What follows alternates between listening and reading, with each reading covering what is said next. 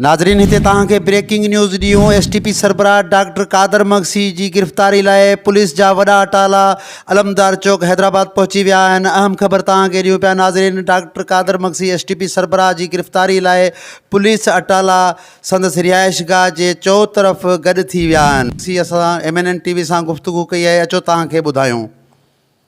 नाज़रीन हिन वक़्तु असां मौजूदु आहियूं एसटीपी सरबराह मोहतरम जनाब साईं डॉक्टर कादर मगसी जे हाउस ते, जिते वॾे अंग में कारकुन भी मौजूदु आहिनि। वक़्तु वॾी नफ़री जगह सां पुलिस जी चारों तरफ़ गॾु थी वई आहे। हिन वक़्तु डॉक्टर साहब असां सां मौजूदु आहे। अचो त डॉक्टर साहब सां तव्हांजी ॻाल्हि ॿोल था करायूं।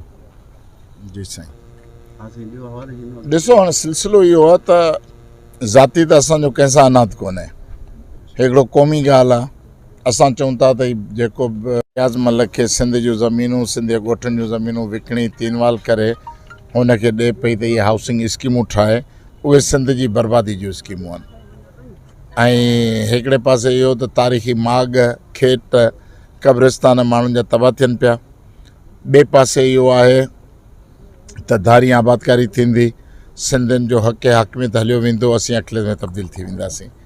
इन करे तमामु ज़रूरी आहे त इन ॻाल्हि ते हुक्मराननि खे हर सूरत में शटअप कॉल अचणु खपे।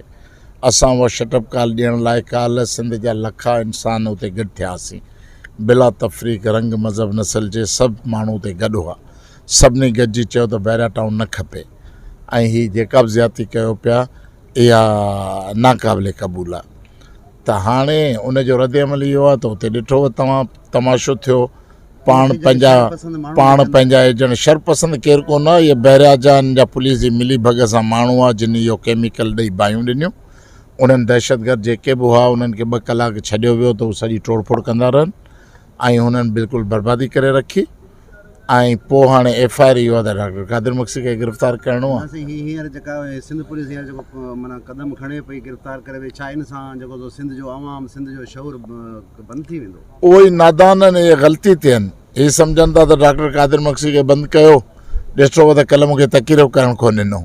हू सम्झनि था त डॉक्टर कादर मगसी मोबिलाइज़िंग फोर्स आहे।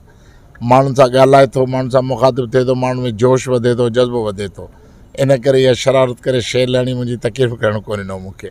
त हाणे जेकॾहिं हू सम्झंदासीं क़ैद में कंदासीं त सिंध जो आवाज़ु दॿिजी वेंदो। हीउ डॉक्टर कादर मगसी जो आवाज़ु कोन्हे, 6 करोड़ इंसाननि जो आवाज़ु आहे सिंधियुनि जो, जेके चवनि था त असांखे असांजे वतन ते बैरिया टाउन न खपे ऐं इंशाअल्लाह इहो ख़तमु थींदो। हिन वक़्तु जेको तव्हां सिंध वासियुनि खे को पैगाम ॾियणु चाहियो? पैगाम इहो ॾियणु चाहियां थो त सिंध वासियुनि अॻे मुंहिंजी ज़िंदगी बचाई हुई 90 में जॾहिं आउं गिरफ़्तार थियुमि, तॾहिं बि न पीपल्स पार्टी जी हुकूमत हुई मूंखे गिरफ़्तार कयऊं। हाणे वरी साॻियो ज़मानो पीपल्स पार्टी जे ज़माने में मूंखे गिरफ़्तार करण जा सांभा कनि पिया। जहिड़े तरीक़े सां शाम खां वठी हिरासमेंट वारो माहौल पैदा करे रखियो आहे त सिंधी माण्हू ई हिकिड़ो अलाह आहे जेको मूंखे हिफ़ाज़त में रखी सघे थो। ॿियो सिंधी अवाम जी ताक़त आहे। मां त जेल वञण लाइ तयारु आहियां। सिंधियुनि खे पोइ हिते जी पारत आहे, हर तरह जी पारत। एसटीपी सरबराह डॉक्टर कादर मगसी जी गिरफ़्तारी लाइ पुलिस जा वॾा अटाला अलमदार चौक हैदराबाद पहुची विया आहिनि। अहम ख़बर तव्हांखे ॾियूं पिया नाज़रीन। डॉक्टर कादर मगसी एसटीपी सरबराह जी गिरफ़्तारी लाइ पुलिस अटाला संदसि रिहाइशगाह जे चौतरफ़ गॾु थी विया आहिनि।